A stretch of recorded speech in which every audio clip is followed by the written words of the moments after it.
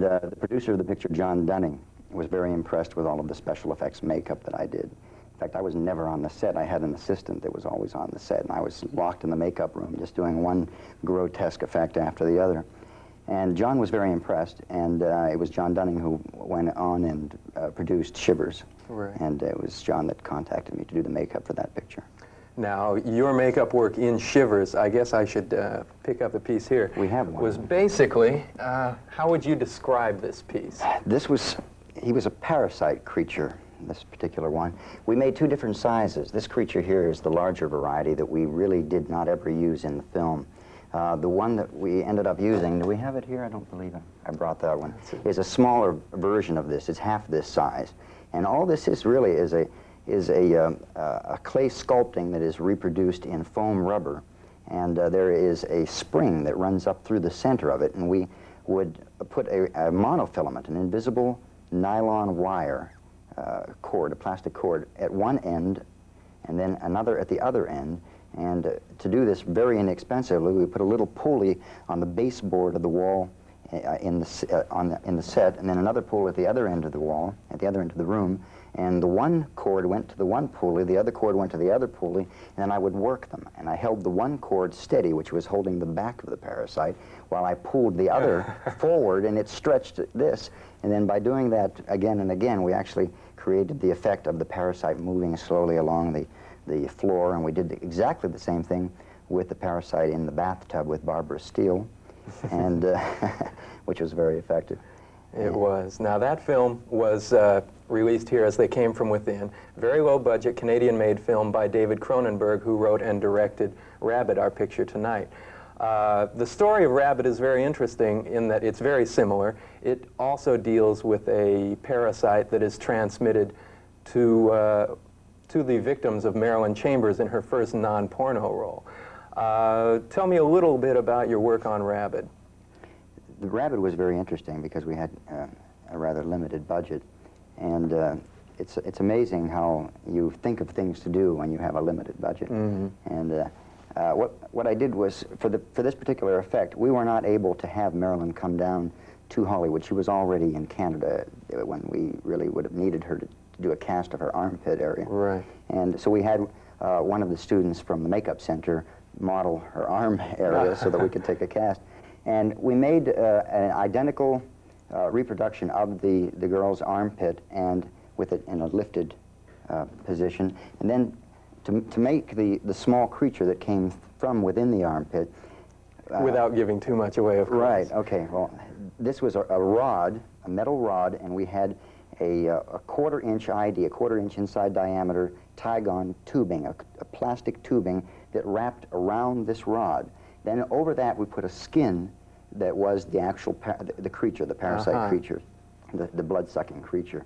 And when we would, with a hypodermic syringe, force the green material through this Tygon tubing, it would actually, you could actually see it, and it looked as though it were circulating through the inside of the creature.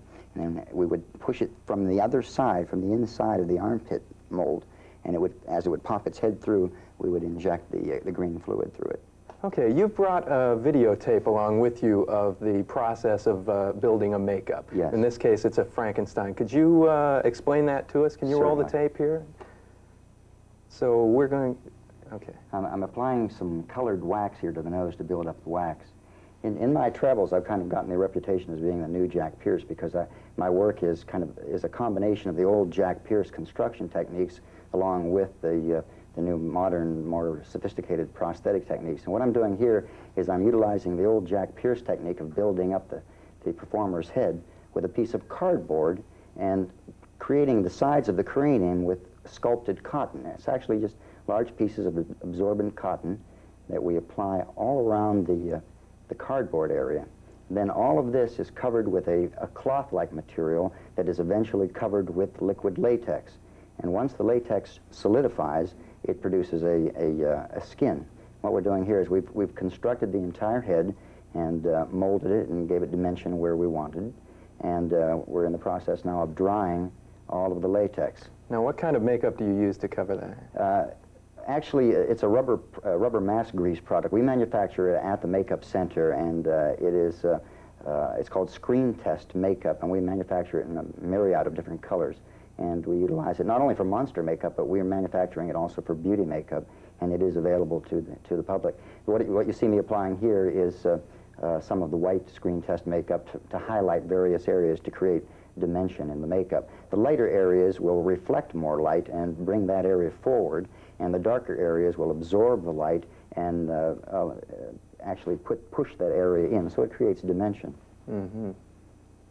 Now here to affect the the Frankensteinian look, we've cut the top of the head open, and we're able to do that now because all of the latex is solidified.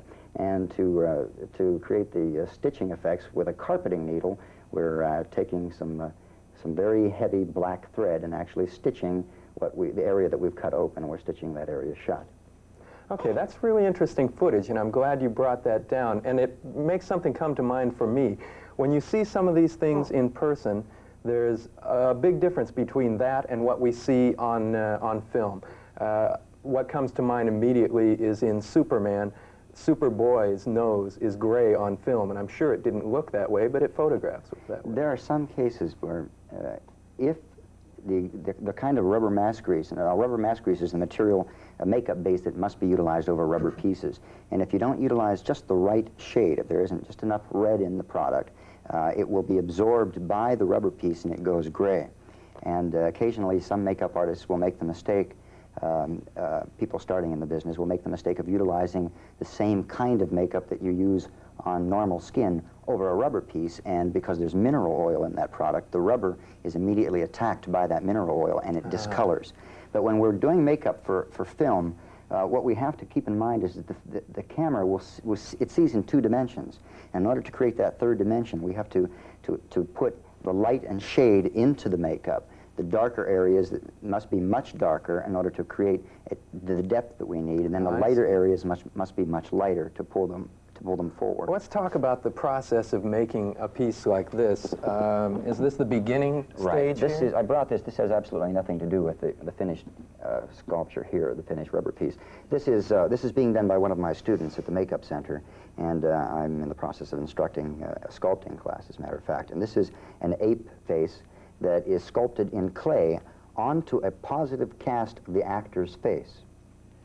Turn it this way a little so you can see it better. This is a positive cast of the actor's face, and whatever we want the rubber piece to look like, we first sculpt it in clay, and using plastiline oil-based clay onto that positive of the actor's face. Therefore, once we make this and reproduce this in rubber, it will fit the performer absolutely perfectly. Now we start by sculpting what we want in clay. Now in this case, let me show you this. This is a creature that I created for a picture called Track of the Moon Beast. And it's a very intricate, if you can, let me hold it still for you here. You can come in nice and tight on that, and you'll see the detail work in this. Even inside the mouth. Right. Every one of the teeth were put in by hand, and all of the detail that you see here was all sculpted in clay. All of this was first done in clay as a piece of artwork, just as you would any other sculpting done with clay. And then a 2-piece mold or cast is made of the clay sculpting.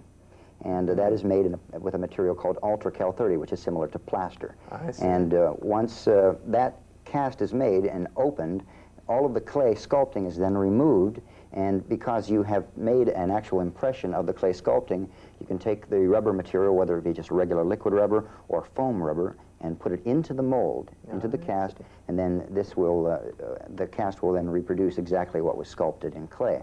Well, how did you get started in doing movie makeup? Did you start wanting to make monsters? I started, it was a hobby. I was 7 years old. My aunt bought me a little Halloween makeup kit, and I started painting myself up like a clown and putting on rubber noses and scaring my poor grandmother half to death. But it really began when I saw a picture called Black Sunday. I don't know if you recall Black Sunday. It was Barbara Steele. It was an Italian picture, and it was re-released or released here in the States by AIP. And there was so much makeup in that picture. It was so impressive to me that at that time I made up my mind that I wanted to become a makeup artist. And in the picture, she would age from a very She started very young. I believe she was 18 when she did the picture, and she aged to a very old, haggard 80 or 90 years of age, and then finally she disintegrated. What was that impressed me and made me want to go into makeup? I think I saw that picture about 8 or 9 times. Is that right? Well, what have you done most of your work in television or film? I started with approximately 24 very low-budget horror films, simply because my name got around that I did not only prosthetic makeup, but I also was able to do the old Jack Pierce method, the clay, or not the clay, excuse me, the cotton and latex but build built on. Right, yeah. where you actually take the performer and you sit him down in the chair for 2 or 3 hours and you build onto the actor's face to create the effect.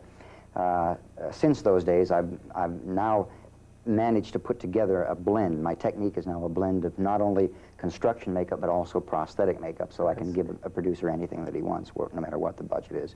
From very intricate construction makeup done inexpensively, one day for a one-day situation, or for something that needs to be reproduced many, many days, utilizing sophisticated rubber prosthetic appliances. But recently you've been doing more television, is that true? Yes, I was on staff with ABC Television for over 5 years, working with Rudy Horvatish. And I learned quite a bit from Rudy. It was a wonderful experience. And as you would probably think or believe, I ended up doing all of the prosthetic and all of the special effects makeup. But I graduated into, and every good makeup artist must, and that is graduate into not only doing special effects or monster makeup, but also he must also be able to do all phases of makeup, to be able to be categorized as a makeup artist. Otherwise, he's a specialist in one area of makeup. But I there learned intricacies in beauty makeup and other forms of character makeup, and it was an absolutely invaluable experience. Now, you also deal in medical prosthetic makeups, Yes. and or prosthetics themselves. How did you get into that? A very good friend of mine and a brilliant surgeon, Dr. George Semmel, had a few patients who had reconstructive work being done on their nose because of nasal carcinoma. Mm-hmm. And I was called in as a consultant to actually suggest various applications that could be utilized to restore the person's features. And I did quite a few patients for Dr. Semmel, and as a private consultant, as a private prosthetic specialist. And it's amazing the psychology that is involved in restoring an individual's features it's very important for that person. Of course, you know, the operation is so traumatic. Any kind of operation which will in one way alter a person's features from looking positive to looking negative, once those features are restored again to their normal or as normal as possible, the psychology is just incredible, and that is why I wanted to go into it. And I spoke with Dr. Semmel at length about it, and it was actually a blend of his advice and his medical technology, and again, my expertise in prosthetics that enabled me to do that kind of work. Now, in dealing with makeup in all these different areas, what would you say has been the most challenging for you? The prosthetic work, the monster work? Well, the satisfaction in being able to help someone who has a defect in medical prosthetics is incredible. I can understand and, that. when you know that you're restoring someone's, confidence in themselves again, Sure. it's very fulfilling. But monster makeup to me is it. I started with monster makeup and construction makeup, prosthetic makeup, creative makeup, being able to sculpt something in clay and then bring it to life in rubber and to see it on the screen actually working and working effectively and helping a performer to portray his character effectively. It's very satisfying. Right. So now, what have been your most recent makeup contributions that we've seen? You mentioned soap. I did the alien creatures for soap. This was actually the latest prosthetic project.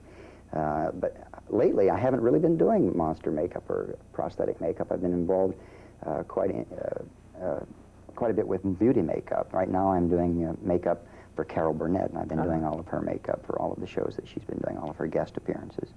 And there is also, just as there is in character makeup, there is an incredible science to doing a good beauty makeup. Sure. Because all of the highlighting and all of the shading that you do when you do a character makeup is also utilized if you do it correctly in beauty makeup Right. to Well, alter the features. we could go on forever, I'm sure, talking about this. I know we have a lot more things we'd like to look at, but I'm getting the signal that our time is running out. So I would like to conclude with a warning, though. The film, Rabid, is rated R, and with good reason. There's a lot of graphic violence, well illustrated by Joe Blasco's makeup effects, and there is a lot of nudity in the film. And if that offends you, then forewarned is forearmed. But everyone else, I hope you'll enjoy the film with me, Rabid.